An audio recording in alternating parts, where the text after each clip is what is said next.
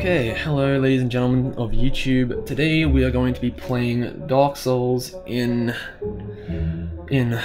Fuck it, let's start again. Okay. Fuck it, alright, hello, hey guys, alright, today we're gonna be playing Bloodborne since we're waiting for Fuck! I hate myself. We're playing Dark Souls. Okay. Because Bloodborne isn't here. And Tom doesn't realize that because he's retarded. Just fucking start. Okay, alright, we're gonna be playing Dark Souls because Bloodborne isn't here yet. And I'm already having the cravings.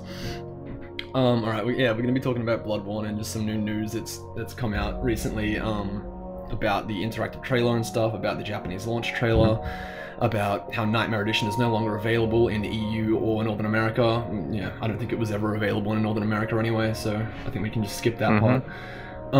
But yeah, alright, we'll just make a new game. We'll just start again. Okay, yes. So, yeah, pretty much we're just gonna be playing Dark Souls. Cursor's fucking on the screen, but you guys shouldn't be able to see that anyway. Yeah, so we're playing Dark Souls for about an hour because I have to go somewhere in about an hour and a half. So this is as much as we're gonna get done for the next week or so. So yeah, started before recording shat itself because for some reason OBS just doesn't want to work for me. Yeah, so here we go. Yeah, nothing is supposed to work. Talk about a few topics. I don't know why I attacked this dude. I didn't even need to attack him. I'm trying to just get back in the swing of things for Bloodborne. You're so violent. Alright, so yeah, to start off, the new footage for Bloodborne has been shown in the recent Japanese launch trailer.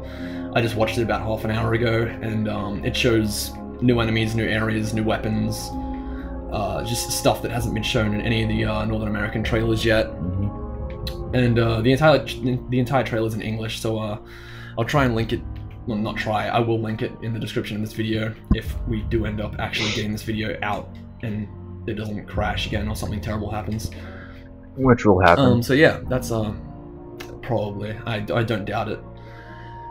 So yeah, in that trailer you can really just start to see where all the inspiration from Demon Souls is where, like, it's all coming to a head in Bloodborne. Yeah. So. And yeah, these first few things. There he is. These first few things that we're going to be talking about are just little pieces of news, nothing too lengthy. The second thing is that the Nightmare Edition for Bloodborne, if you are I'm not sure where it was actually available. I think it was Australia and parts of Europe. Is now completely gone. It's been taken off the market. I can't find it anywhere. So I'm glad that I actually got it before they actually did that. I'm not sure if you even pre-ordered it yet. Have you? Nope. You haven't even pre-ordered. You're a scumbag. Shut up. I just okay. don't like the game as much. Okay, so oh my god, I actually need to find a better place to put this list.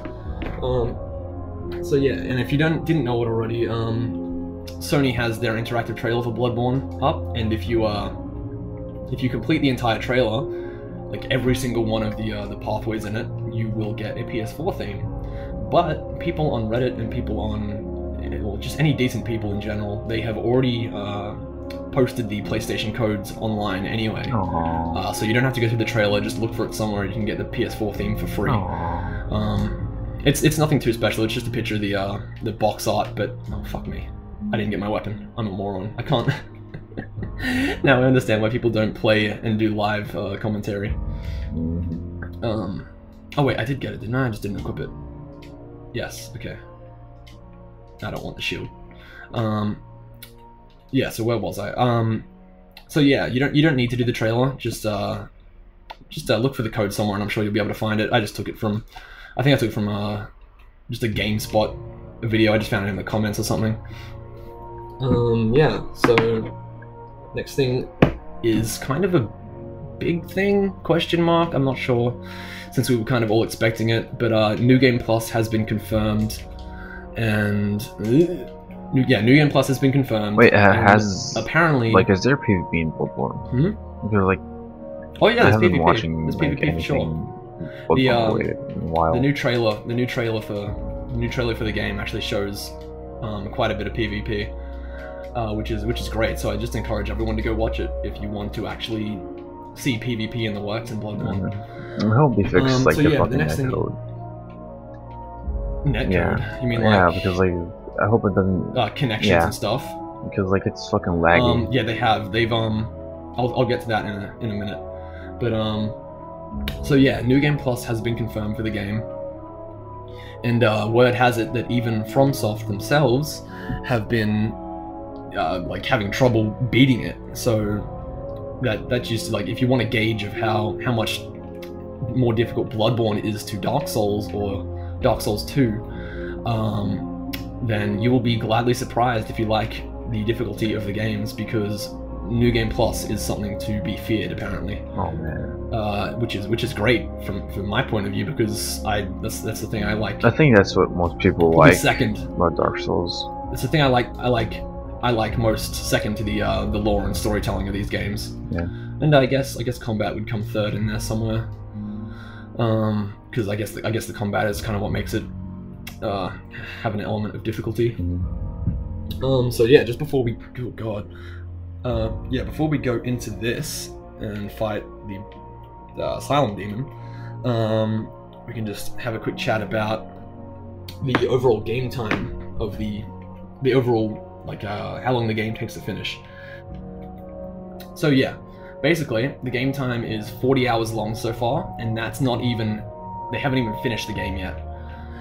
New Game Plus essentially will be another 40 hours if you count that as well. So basically 40 hours in, and they're not even finished the game yet. These are people playing the game like as we speak, people that are testing it for release. Well, not really testing, because testing's been done, but people that are getting like early copies of the game. They're testing it, and they're 40 hours in, and the end is nowhere in sight yet, which is great to hear, because I love lengthy games. Like, I'm thinking about playing Final Fantasy 12 on this channel. Oh, frame drop. Yeah, I'm thinking about playing Final Fantasy 12 on this channel eventually, just because it's a fantastic game. It's about 120 hours, and I think it would be just a good long run for a series. So yeah, I'll just finish what I'm saying here. The team reports that 40 hours in, and with still no end in sight, there's plenty of fresh terror to come. If you thought From Software was going soft, Hidetaka Miyazaki is about to brutally put you back in your place.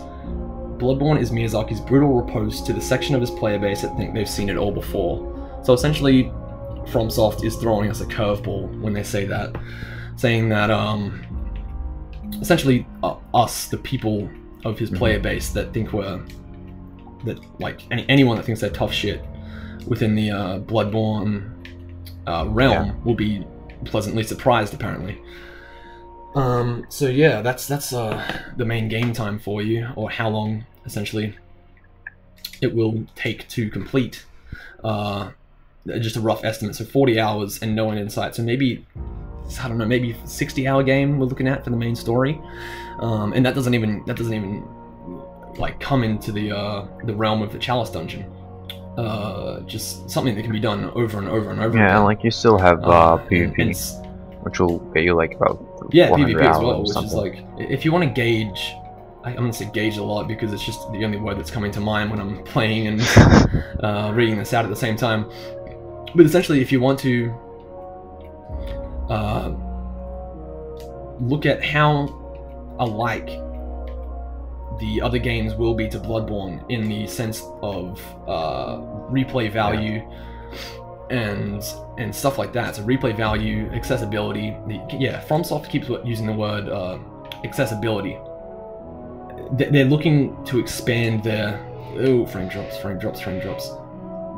They're essentially looking to expand their player base, and that means that they're going to say these things like more accessible and more diverse, and like they will not use the word easier. The game is not easier by any means. In fact, it's probably harder. But what this means is like accessibility. Like I said, they're essentially looking to expand their player base, and they're essentially looking to get more players for their games. So yeah, what they're saying is just we want more people to play and buy our game, and that's a good thing. So don't take accessibility or them saying that as any way being like derogative towards people that already find the games as accessible as they should be. So yeah, that's just getting through that. And basically, the next thing we have to talk about is just the Chalice dungeons. So the Chalice dungeon, just if you haven't seen it already, or any of the footage for the Chalice dungeon, and you're a really like if you're a diehard Dark Souls fan or Demon Souls fan, then I'm kind of wondering why you wouldn't have already seen this, because it kind of takes what we all like about Demon Souls and Dark Souls, adds a randomness element to it, and then it gives us the Chalice dungeon, which is essentially just the dungeon where you can randomize all of the floors as many times as you want, but I'm pretty sure you have to defeat the boss for it first. I'm not sure how it works, like if it's you randomize it and then you beat the boss and then you go back and randomize it again and you can fight another boss and you can go to another area, or if I'm pretty sure that's already been confirmed, like that's like that, but I don't want to put my foot in my mouth, so so yeah. Okay. What? Let's go on. Well, like you've seen the Chalice dungeon, right? Like the randomly generated dungeon and shit. Come on, speak up, buddy. Speak up. God, I'm fucking shitting. So you've seen the you've seen the Chalice dungeons and stuff, because I know you're not as up to date as this stuff to do with this stuff as I am. Nope. Like the last thing I saw was the release trailer. The one with like the fucking dungeons. What? Like that's the last thing I saw about Bloodborne. Wait, the last thing you saw was the Chalice dungeon? Oh, okay. Alright, so I get what you're saying. I'm not sure how many floors they have in each Chalice dungeon. Like there's between like 3 and I don't know. Like I said, I don't want to put my foot in my mouth and get something wrong, but I probably will anyway. I think there's somewhere between like I want to say 3 and 6 floors that are randomly generated each time you activate the lever for the Chalice dungeon. But yeah, I don't actually know how many floors there are. Hello. No. So yeah, but the thing is, I think why FromSoft did that and decided to put that game element in, like I remember when first seeing that and people were going like, oh no, they've put like a randomness element into the Dark Souls games, like everything's gonna fall apart because of this, like the games are meant to be like set pieces of, like you're meant to go from like set piece to set piece, like in a movie, but it's like sort of open world in that respect. And like putting a randomness element into the game will just throw everything off track. And I'm like, no, because I don't, oh my god, okay, actually gonna fight me. Yeah, but no, I think it's gonna be the opposite, because they've done it in like a sanctioned place.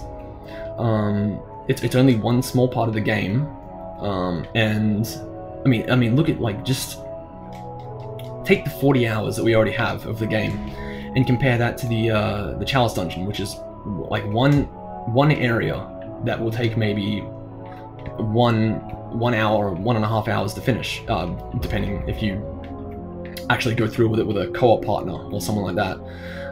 It could take a bit longer if you do it by yourself, but think of it like that, and then think of how many times you can just redo it over and over again, and like it's just adding to the replay value of the game essentially. Like if you finish the game like you did with Dark Souls or Dark Souls 2, and you're like, like what else is there to do? Like I've killed every boss, I've gotten every item from the this New Game Plus, like whatever version of New Game Plus you're in, and you want another challenge, and there's nothing else for you to do but to go on to the next new game in the the next new game that's numbered, like New Game Plus 5, New Game Plus 7, whatever you're up to. Essentially what they're doing here is for people that don't want to go into New Game Plus, they've added something that gives replay value without actually having to replay. Oh fuck, I don't want to die. I don't want to die. Like, it's just more stuff for you to do. Like exactly. They're just adding more content. So anyone that is upset about the randomness element in being integrated into the game, like really I just implore them to wait until it comes out and just try it for themselves, because I assure you it's only going to add to to the base game. It's only going to make the game better. Yeah, I mean, like, shit, I don't know they'll still have the story and shit, like in the fucking war. Yeah, it's all gonna be there. It's gonna be the same Miyazaki FromSoft experience that you would expect. But now they're adding more. So I don't see anything to be upset about. Yeah, and just to add on the Chalice Dungeon thing, they're making it so you can essentially share your Chalice Dungeon code with your friends, right? So if I want you to play in my Chalice Dungeon, which is kind of, which is if you want to join my game for my Chalice Dungeon, rather than just joining my, like, what the fuck am I doing? Rather than just you putting your summon sign down and me summoning you, right? Instead, oh god, okay, I almost just fell off the ledge. You can just get my Chalice Dungeon sign or Chalice Dungeon code, right? And you just input that, and you'll join my Chalice Dungeon. Yeah, that's how it worked, and I'm pretty sure you can have up to 2 people helping you. Oh my god. Yeah, so you can have 2 friends helping you in the Chalice Dungeon, and each of them get your code for your Chalice Dungeon, and you can do that vice versa. So like you can have a friend join a Chalice Dungeon, you can join your other friend's Chalice Dungeon. Every time you play the dungeon, it will be different in some respects. I don't think they'll have like literally randomized bosses like Borderlands has literally randomized guns and billions of guns. Like they'll have a few set bosses for the Chalice Dungeon, and like they'll have like 6 or maybe like 5 or 6 different bosses for the Chalice Dungeons. And what they'll do is every time you play it, you'll get a new one. So like I doubt you'll ever get the same thing twice in a row. But what will happen is that you'll get a boss and you'll get a Chalice Dungeon, and then every time it randomizes, you'll get a new Chalice Dungeon and a new boss. But you won't always get new elements. So like you won't always get new things in the environment. You'll get the same things in the environment, but randomized, I'm guessing. Which is fine. Like it's fine with me. Different enemy positions, like different. Yeah, exactly. Which is already what they have in the base game anyway. Like if you go through Yharnam and you've got the clock tower, and every time the clock tower chimes, the enemies will change places, which is it just adds that extra element of randomness to the base game as well. Everything that they've done so far, everything that we've seen is I think it's just a great addition. Yeah. Where are you up to? I'm finding towards Steven. Already? Jesus, okay. I better catch up. Alright, so let's move on to the next thing. Like I was saying before, you can summon up to 2 of your friends, but when you summon 2 of your friends, they also bring something into your world called a Spell Maiden. Whenever you bring in a summoned player, what happens is they bring in something called a Spell Maiden, and you've actually seen it. You've actually seen it in the in one of the trailers. It's like a cloaked woman standing atop a like a tower or something called. Is that like I forget what it is. It's like a building. Isn't that the chick that people keep saying that she's the Maiden in Black? No. That's that's already been debunked pretty much. The Maiden in Black's voice actress, I forget her name, but she's pretty much already been confirmed to be this the living doll. She's like a living doll sort of thing.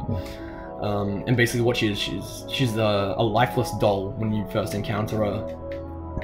And I'm not sure what you do to activate her yet, but I'm guessing it'll be something similar to like the Maiden in Black and Demon Souls. Like once you finish the first area, which would be Yharnam, she'll activate and level you up essentially.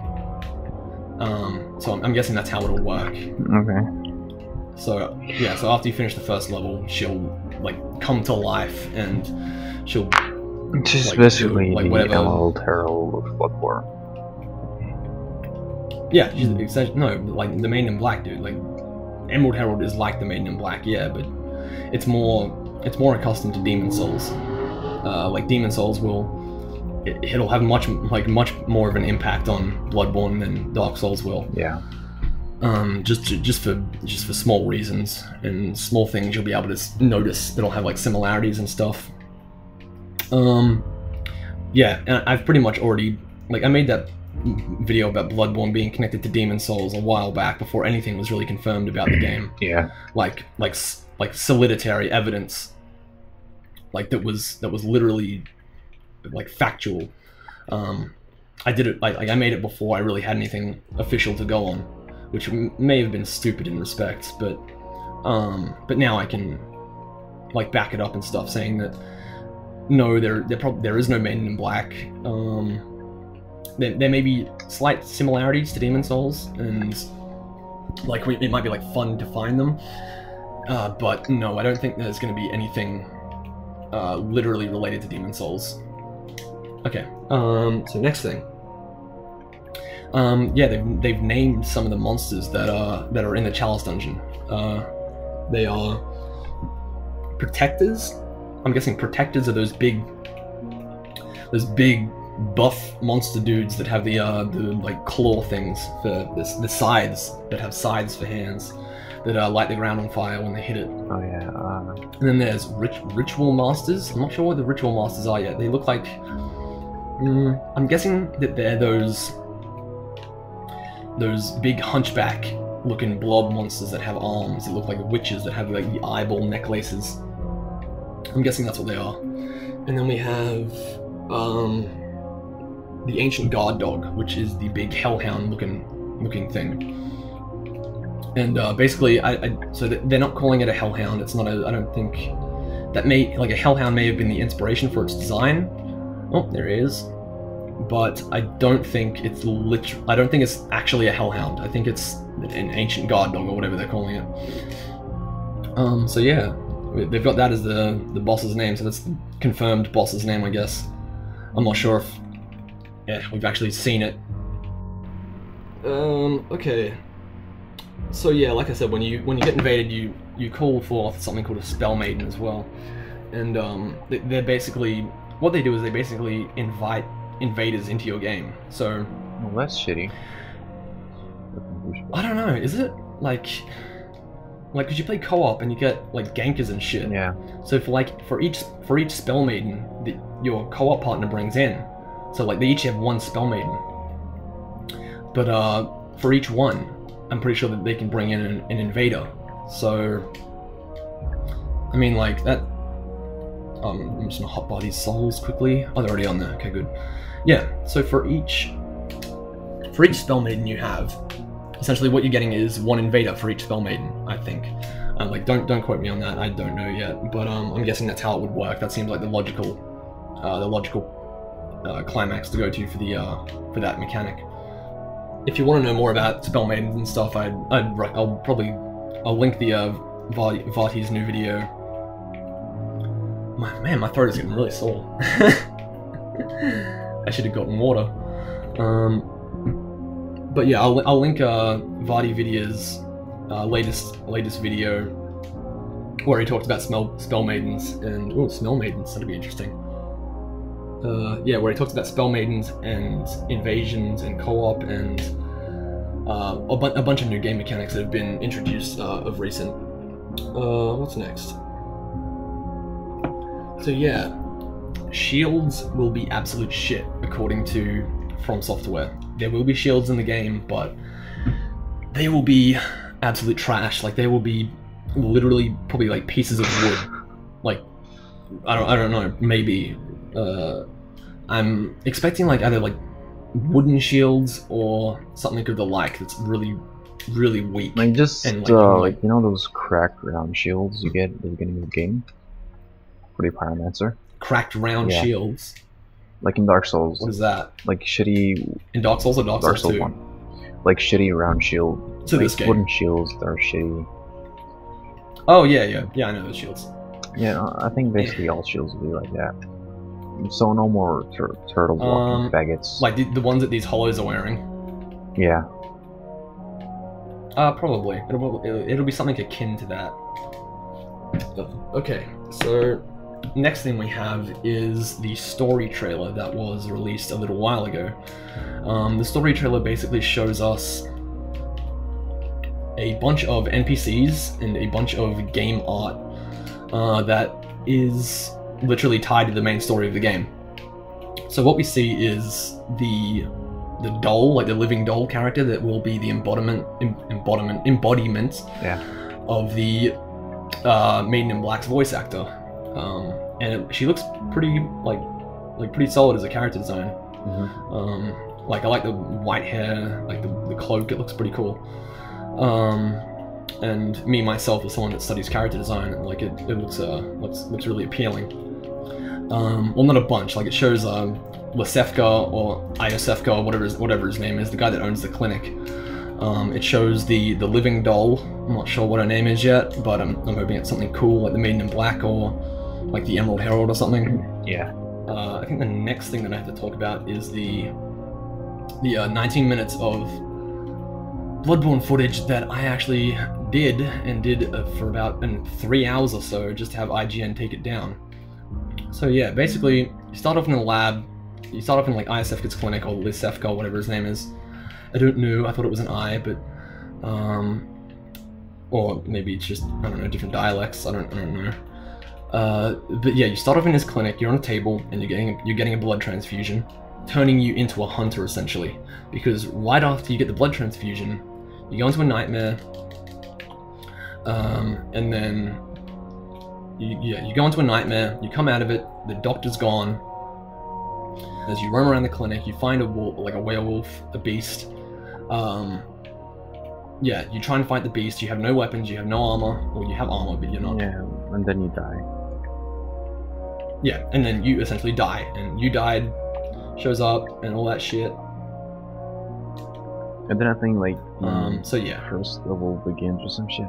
Because you wake up in the hunter's dream, and what happens is that you basically have nothing else to do except to look around or go back to the sort of like we have archstone sort of things again. Yeah. But they're not exactly archstones. They're more like tombstones. All right, he's dead. Yep, Taurus Demon's dead. Okay, I can actually gather my thoughts now. So, you have tombstones this time around. I don't know how many have been seen so far, but I remember reading or hearing that there are about 11 or 12 of them that go to different areas all around Yharnam. So, we're looking at a sort of like Demon Souls sort of vibe coming from the main hub already. So you go back to the Archstone, and that sends you back to Yharnam. And then you go find an NPC, and you look around Yharnam for a bit, and you do some stuff, you fight the boss, whatever. And you go back to the lamps. Oh yeah, lamps are now the replacement for bonfires. You go back to the lamp, you go back to the Hunter's Dream, and from there, the doors to the chapel that were previously closed are now open. You go inside to meet, I forget his name, it's like, it's also the G, there's two G-named characters. Yes, so essentially that's what happens at the start of the game. You do all this shit that leads up to you going back to the Hunter's Dream and getting a lecture from the, sort of like, he kind of reminds me of the Monumental. He's like, no, I wouldn't say, I don't know if he's crippled, but he's in a wheelchair, he's like sitting down, and he basically tells you what you need to do to proceed from there. So like, yeah, like the Monumental from Demon Souls. And in the video I actually said that this was interesting because I don't know if we should trust him, because like the Monumental in Demon Souls, if you say no to him, he actually like calls you out on it, and he like starts giving you shit.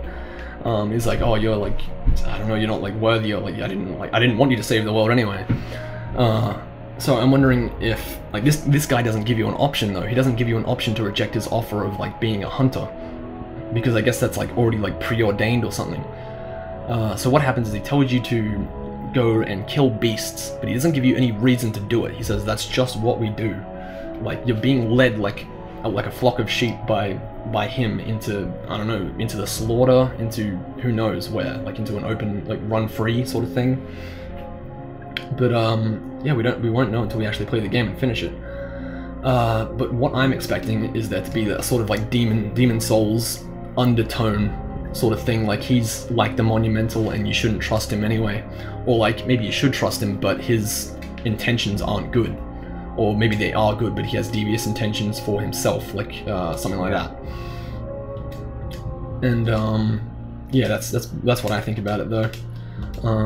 But yeah, after you meet him, you get to look around the chapel for a little bit, and you see like a fireplace, and some sort of I forget what it is. It's like, oh yeah, the bath messengers.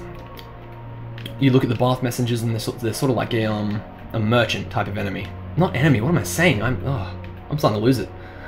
This is the last time we ever do. This is the last time we ever do live commentary. This is. I see why people like don't do this very often. Yeah. I cannot gather my thoughts properly. The bath messengers are an NPC that are messengers literally in a bird bath. Essentially what you do is you just buy stuff from them, and apparently it looks like you can sell stuff as well. So yeah, that's the first merchant NPC we've actually met in Bloodborne so far. So yeah, that was interesting to see. And then yeah, so after he like interacts with everything around the area, yeah, so the guy goes back to Yharnam and he fights the cleric beast and dies for some reason. I thought I don't know. Yeah, he dies, and basically that's the end of the 19 minutes of gameplay. But since IGN wanted to be dickheads about it and take everything down that wasn't a first look, quote unquote, yeah, I can't really explain what my thoughts on the entire thing were, but basically, like, not thoughts exactly, my speculation and my ideas on the certain mechanics and stuff that they showed in that 19 minutes. I can't really explain, but I can tell you my thoughts on it. My thoughts are that people were talking about a downgrade in graphics. I didn't exactly see that. I saw that we were getting shown areas at different times of the day, and that may have been why the textures were, like, not different, but the lighting of the textures was different. Therefore, the textures themselves would essentially look different. And I also noticed that since the clock is based on real-time events for when the enemies move around Yharnam, Yeah. that I don't know if there's a day-night system, but it really looks like it. It looks like there is a day. Oh god, hello. That there is a day-night system in place, because if the clock is real-time, I'm starting to wonder if the world is in real-time. That would be like, sort of like Final Fantasy. nice. It would be really nice. It'd be Yeah. sort of like Final Fantasy 15 in that respect, like the real-time, you know, like the Final Fantasy 15 has like a real-time weather system and a day-night system. Yeah, it would be nice if you, It's, really like, cool. if they put like certain enemies they can see only at night, and like certain items you can only get at night. That would be nice. I think Final Fantasy has that. Yeah. But I don't think Bloodborne will go that way, because for one, we don't even know if there is a day-night system yet, Yeah. and two, we don't actually know. Well, we really don't know much about the game yet, to be honest. Like, we know that the basic plot, and we know one area. No, we know I think we know like 3 areas in the game so far. There's like the graveyard, this like the under Yharnam where the Chalice Dungeon is, and Central Yharnam. That's pretty much all we know of. The rest is all under wraps, pretty much. Yeah. And I'm very excited to see all of it, because it's only about 2 weeks from release, I'm pretty sure. Yeah. So, yeah, Bloodborne and Final Fantasy 15 demo, I'm just super ecstatic for those. So yeah, it's almost a reality, I guess. Which is really exciting. The rest of my thoughts on the 19 minutes of gameplay are that it shows quite a bit more than we needed to see, to be honest, in my opinion, because I think they should have just cut out the prologue for the game and just gone with the straight, like 19 minutes of gameplay. Like, and it kind of like starts off like right away with the prologue of the game as well. Like, I kind of wanted them to keep the mystery of that. I'm not super upset about it, but I'm not really even upset. I'm just like, yeah, I just wish they would have cut straight to the gameplay rather than incorporate the story element into the gameplay as well, because they already had the story trailer coming out as well, so they didn't exactly need to incorporate story into the gameplay part. But that's really just my opinion. I would have rather liked to be kept in the dark before I played the game about that part of the prologue. But it yeah, nevertheless, it was interesting to see because, I mean, the player, like your player himself, is actually being injected with.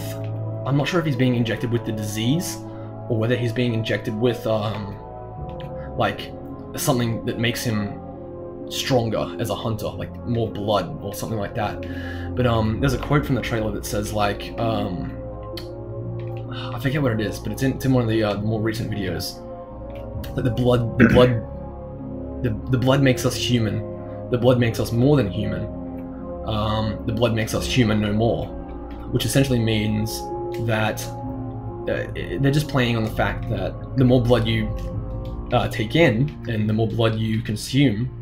I'm not sure if that's. I think it's like it's called like the old blood or something, which is kind of interesting because it's that has actually been said in one of the trailers. Literally, the old blood, and I don't want to go into like more speculation territory in case it's actually just not anything. But I find it weird why they call it the old blood, and it's an inspired by Demon Souls game. Yeah. Which interests me because it's called the Old Blood, and like we all know the Old One. So I don't know. I found it weird that connection was like came to my brain first. So yeah, and we're almost at an hour as well. I mean, we're at 54 minutes. Oh. And I have to start getting ready to go out soon. So yeah. I mean, like you barely fucking said anything about Bloodborne. God damn it! I was really not in a good mindset to play Dark Souls at the same time as talking. I should have just done a straight up podcast on it. Hey, just you well there, we have Bloodborne. Bloodborne is gonna be awesome, and I don't even know what you just. What are you saying? Bloodborne is gonna be awesome. We're gonna. Are you saying Bloodborne? Yeah. Yeah. I don't know what to say. Talk like you could have asked me things. I don't know. Hey, Tom, is Bloodborne gonna be not shitty? Bloodborne is gonna be the not shittiest game in the next few weeks, and then it'll be shitty again. No, I'm kidding. Like I don't like. None of us know if it'll live up to the hype yet, because I mean, like, look at fucking Destiny, look at the Order 1886, but it's FromSoft, and in FromSoft we trust. So I'm hoping that it lives up to its reputation that it's built up so far and stuff, and I hope it really just doesn't dig a hole for itself in the respect that the Order 1886 did, because that just, like, I was planning on getting that game, and then as soon as reviews came out about it, I just really didn't want to get it anymore. Yeah, like, were you gonna get the Order 1886 as well? Nope. Like, I'm not paying attention. So you were never planning on getting that? Yeah, I was planning on getting it because I got like pretty much my lineup for games for 2015 so far was like Lords of the Fallen, Destiny, Final Fantasy Type 0, which I'll probably be playing on this channel as well, just because it's of interest to me. I'm not sure if it's of interest to people that actually like the Souls series, but apparently it's a dark, gritty sort of RPG game, and I think it could be fun. Yeah, Final Fantasy Type 0, the Final Fantasy 15 demo, which I was actually planning on playing more than Final Fantasy Type 0 anyway. Even though it's like you know Metal Gear Solid Ground Zeroes? Yeah, that's like the fucking new one. Yeah, like, you know how it was sort of like a little taste of Metal Gear Solid 5 or something like that? Like it's like a prequel to Metal Gear Solid 5. Essentially, Episode Duscae is not a prequel, but it's its own thing compared to 15. So Duscae the region of Duscae, like where it takes place, is in Final Fantasy 15, but that actual storyline of the episode will not be. But I find it really interesting because, like I said, earlier, like I wanted to play Final Fantasy 12 on the channel. Yep. And Final Fantasy 12 has elements of Final Fantasy 15. Like the hunt system, or should I say that 15 has elements of 12, which I'm looking forward to, the hunt system. If anyone that's played Final Fantasy 12 out there that's listening, if you remember hunts, that's awesome, because hunts were the best thing in that game by far.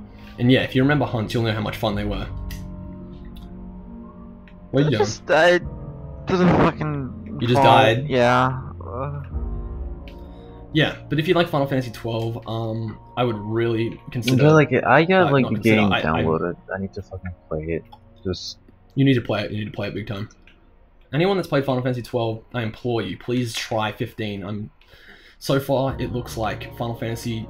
So far it looks like Kingdom Hearts sort of crossed with Final Fantasy 12, and that in my book is great. I mean, it's not like completely action RPG.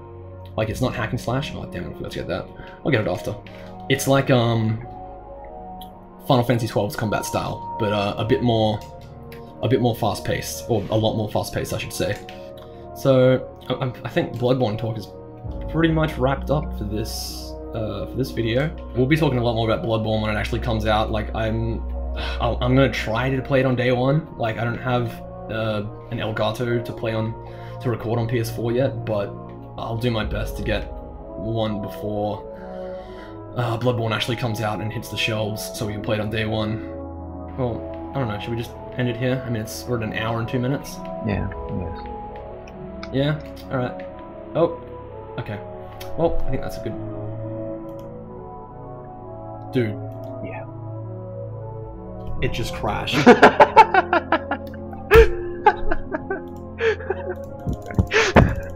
No. Oh, GG, well played. I still have all the audio, but I lost all the video. Oh my god. Oh my god, Dark Souls. Yeah.